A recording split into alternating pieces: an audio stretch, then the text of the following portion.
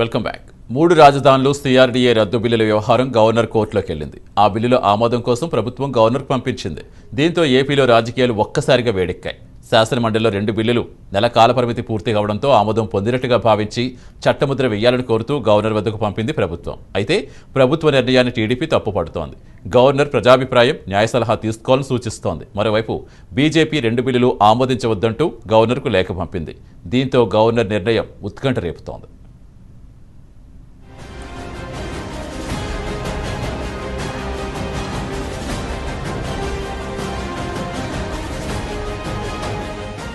మూడు రాజధానులు సిఆర్డీఏ బిల్లులు గవర్నర్ వద్దకు చేరాయి. ఈ 2 బిల్లులు రెండోసారి శాసన మండలిలో ప్రవేశపెట్టి నెల దాటిపోవడంతో నిబంధనల ప్రకారం వాటిని అసెంబ్లీ అధికారులు గవర్నర్ వద్దకు పంపారు. గవర్నర్ బిల్లులను ఆమోదిస్తే సిఆర్డీఏ రద్దు అయిపోయినట్టే. 3 రాజధానుల ఏర్పాటుకు లైన్ క్లియర్ అయినట్టే. తొలిసారి అసెంబ్లీ ఆమోదించిన ఈ బిల్లులను మండలికి పంపగా అక్కడ తనకున్న బలంతో టీడీపీ అడ్డుకుంది. మండలి చైర్మన్ బిల్లులను సెలెక్ట్ కమిటీకి పంపుతున్నట్టు చెప్పారు. కానీ చైర్మన్ నిబంధనలు పాటించలేదని, కాబట్టి బిల్లును సెలెక్ట్ కమిటీకి పంపడం కుదరదని అధికారులు తేల్చి చెప్పారు. అలా తొలిసారి బిల్లులు మండలికి చేరి 3 నెలలు దాటినా స్పందన రాలేదు. దాంతో మరోసారి ఇటీవలి అసెంబ్లీలో ఈ 2 బిల్లులను ఆమోదించి శాసన మండలికి పంపింది.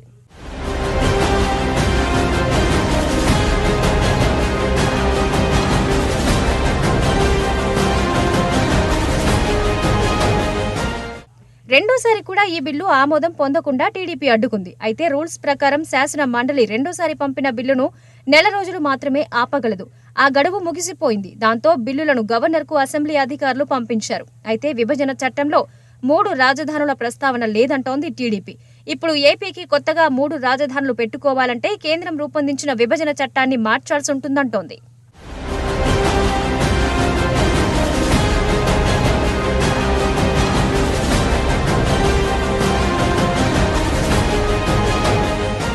ఈ కేంద్ర చట్టాన్ని మార్చే అధికారం రాష్ట్రానికి ఎక్కడ ఉంటుందని టీడీపీ నేత యనమల ప్రశ్నిస్తున్నారు. పరిపాలనా వికేంద్రీకరణ, సిఆర్డీఏ బిల్లులు సభలో ఇంకా పెండింగ్ లో ఉన్నాయని శాసన మండలి ప్రతిపక్ష నేత యనమల అన్నారు.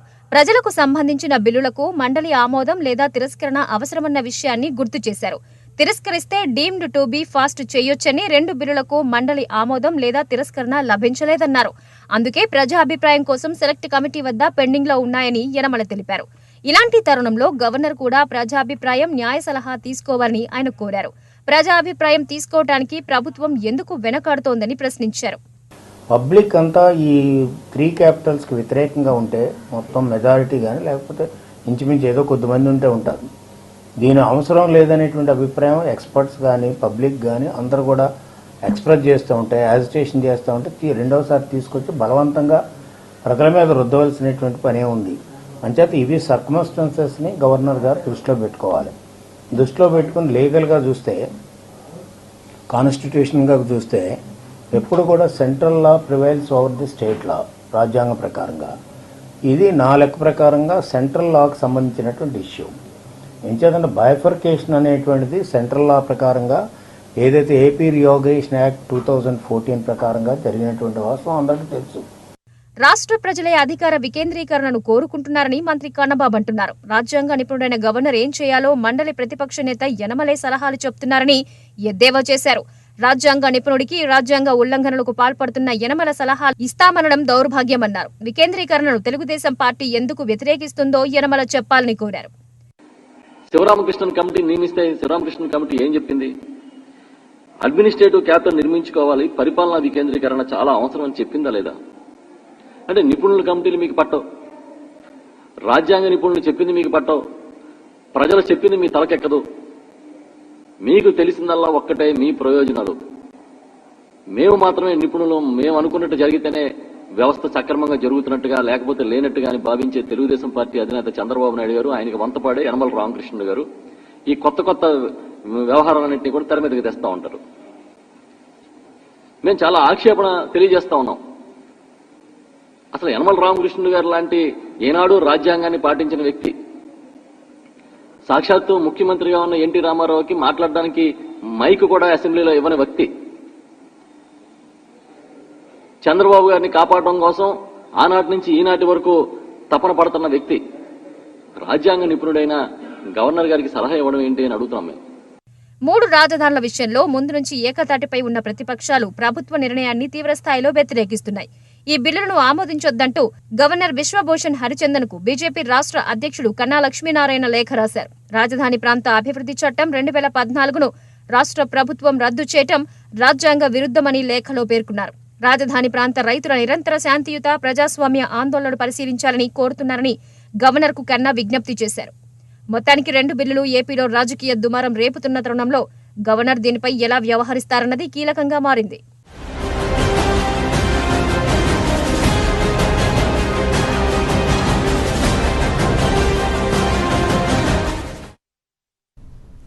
దేశవ్యాప్తంగా సంచలనం రేపుతోన్న కేరళ బంగారం స్కామ్ కేసు రోజుకో మలుపు తిరుగుతోంది. తాజాగా ఈ కేసుకు హైదరాబాద్తో లింకులున్నట్టుగా కస్టమ్స్ విభాగం గుర్తించింది. ఈ కేసులో అత్యంత కీలకమైన నగదు చెల్లింపులు హైదరాబాద్ నుంచి జరిగాయని అధికారులు అనుమానిస్తున్నారు. కోట్లాది రూపాయలు విలువ చేసే బంగారం కొనేందుకు నిందితులు అడ్డదారుల్లో హవాలా మార్గాల్లో చెల్లిస్తారు. ఈ కేసులో కోట్లాది రూపాయలు హైదరాబాద్ నుంచి హవాలా రూపంలో దుబాయ్కి చెల్లింపులు చేస్తారనే సమాచారంపై కస్టమ్స్ శాఖ కూపీలాగుతోంది. ఎన్ఐఏ ఇప్పటికే ఈ కేసులో ప్రధాన నిందితులు స్వప్న సురేష్, సందీప్ నాయుడును అరెస్ట్ చేసింది.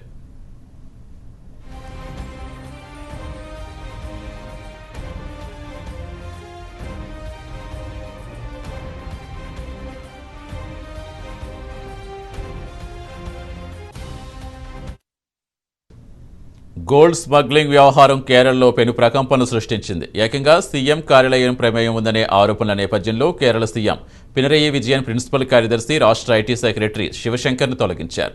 గోల్డ్ స్మగ్లింగ్ వ్యవహారంలో ఐటీ శాఖ ఉద్యోగి పాత్రపై ఆరోపణలు బయటపడ్డ వెంటనే శివశంకర్పై రాష్ట్ర ప్రభుత్వం వేటు వేస్తుంది.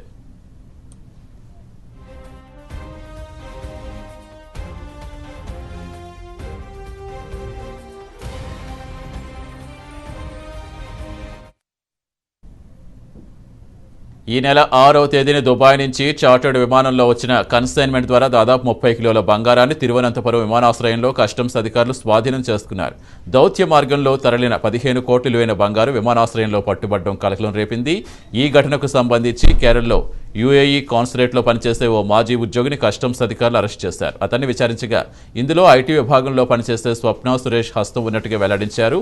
దీంతో రాష్ట్ర ఐటీ ఇన్ఫ్రాస్ట్రక్చర్ లిమిటెడ్ పరిధిలో స్పేస్ పార్క్ మార్కెటింగ్ ఆఫీసర్గా ఉన్న స్వప్న బంగారం తరలింపులో కీలకంగా వ్యవహరించినట్టుగా తెలుస్తోంది.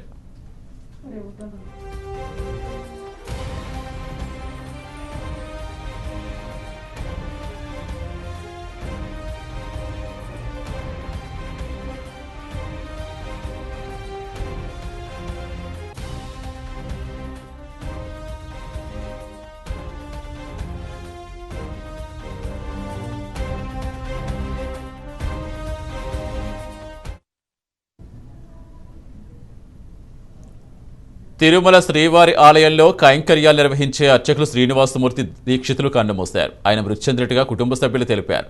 శ్రీనివాసమూర్తి దీక్షితులు కరోనా వైరస్ సోకడంతో గత 4 రోజులుగా ఆసుపత్రిలో చికిత్స పొందుతున్నారు. ఆయన శ్రీవారి ఆలయ ప్రధాన అర్చకులుగా సేవలందించారు. పెద్దింటి శ్రీనివాసమూర్తి దీక్షితులు గత ఏడాది పదవి విరమణ పొందారు.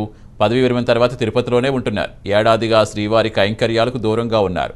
తీవ్రమైన శ్వాసకోశ ఇబ్బందితో 4 రోజులకు ముందు స్విమ్స్ ఆసుపత్రిలో చేరి చికిత్స పొందుతున్నారు. ఆరోగ్య పరిస్థితి విషమించడంతో తుదిశ్వాస విడిచారు.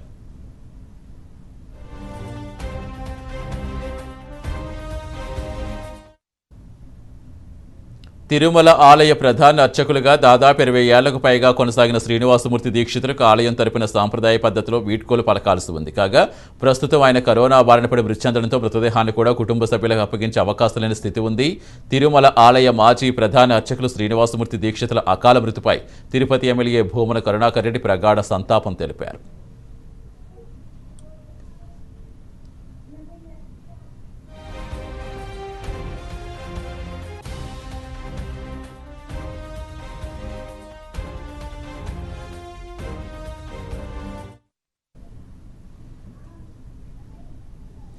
అయోధ్యలో తలపెట్టిన శ్రీరామ ఆలయానికి భూమి పూజ ఆగస్టు 5న జరగనుంది. ప్రధాని మోడీ చేతుల మీదుగా భూమి పూజ జరిపేందుకు శ్రీరామ జన్మభూమి తీర్థ ట్రస్ట్ సిద్ధమైంది. ఆ రోజున ప్రధాని మోడీ అయోధ్య పట్టణంలో దాదాపు 4 గంటల పాటు ఉంటారని సమాచారం. శ్రీరామ జన్మభూమి తీర్థ ట్రస్ట్ సమావేశంలో ఆగస్టు 3, ఆగస్టు 5 తేదీల్లో భూమి పూజ జరిపేందుకు నిశ్చయించామని, ఏ రోజున మోడీకి వీలవుతుందో చూడాలని కోరుతూ ప్రధానమంత్రి కార్యాలయానికి సమాచారం ఇచ్చారు. దీంతో ఆగస్టు 5వ తేదీన పీఎంఓ ఖరారు చేసినట్టుగా తెలిసింది. గత ఏడాది ఆగస్టు 5న కశ్మీర్ నుంచి సెక్షన్ 370 తొలగించిన గుర్తుగా ఈ తేదీని ఖరారు చేసినట్టు భావిస్తున్నారు. మొదటి నుంచి ప్రధాని మోడీ అయోధ్యకు వచ్చి భూమి పూజలో పాల్గొనాలని ట్రస్ట్ కోరుకుంటోంది. భూమి పూజ తర్వాత శ్రీరామ్ ఆలయ పనులు ప్రారంభమవుతాయి.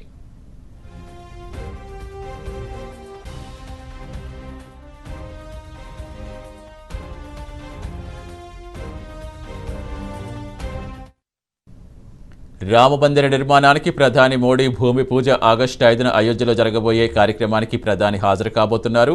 శ్రీరాముని ఆలయ భూమి పూజకు సంబంధించిన కార్యక్రమాలు వచ్చే నెల 5న ఉదయం 5 గంటలకు ప్రారంభమవుతాయి. దీంతో ఆగస్టు 5న ఉదయం 11 గంటల నుంచి మధ్యాహ్నం 1:10 వరకు ప్రధాని మోడీ అయోధ్యలో ఉంటారు. ప్రధాని ప్రాతినిధ్యం వహిస్తున్న నియోజకవర్గం కూడా కావడంతో రామమందిర భూమి పూజ వేడుకలో పాల్గొనున్నారు. కాశీకి చెందిన పూజారులతో పాటుగా వారణాసికి చెందిన కొందరు పూజారుల ఆధ్వర్యంలో ఈ కార్యక్రమం జరగనుంది.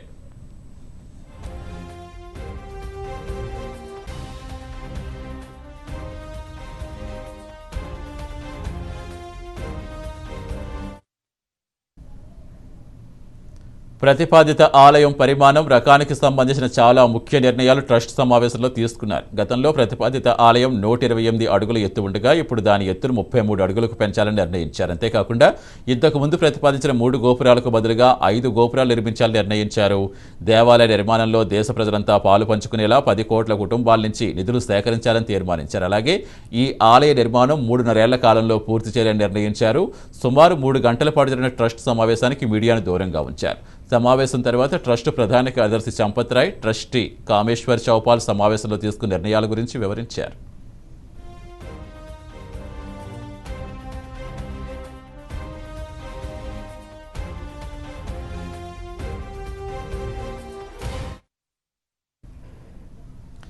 భారత ప్రధాని మోడీ సోషల్ మీడియాలో చాలా యాక్టివ్గా ఉంటారు. సామాజిక మాధ్యమాల్లో ప్రధాని మోడీ హవా కొనసాగుతుంది. తాజాగా మోడీ ట్విట్టర్ ఖాతా ఫాలోవర్ల సంఖ్య 6 కోట్లు దాటింది.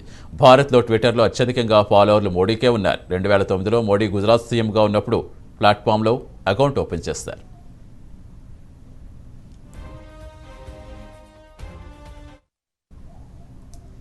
2014లో ప్రధాని పదవి చేపట్టడంతో ఆయనకు ఆదరణ బాగా పెరిగింది. ప్రధానిగా బాధ్యతలు స్వీకరించినప్పటి నుంచి క్రమం తప్పకుండా ట్వీట్లు చేస్తున్నారు. దేశ విదేశాల్లో ఆయన పర్యటనలు, తాను కలిసి ముఖ్య వ్యక్తుల వివరాలు, వివిధ వేదికల్లో ఆయన చేసిన ప్రసంగాలు తదితర అంశాలపై మోడీ ట్వీట్లు చేస్తూనే ఉన్నారు.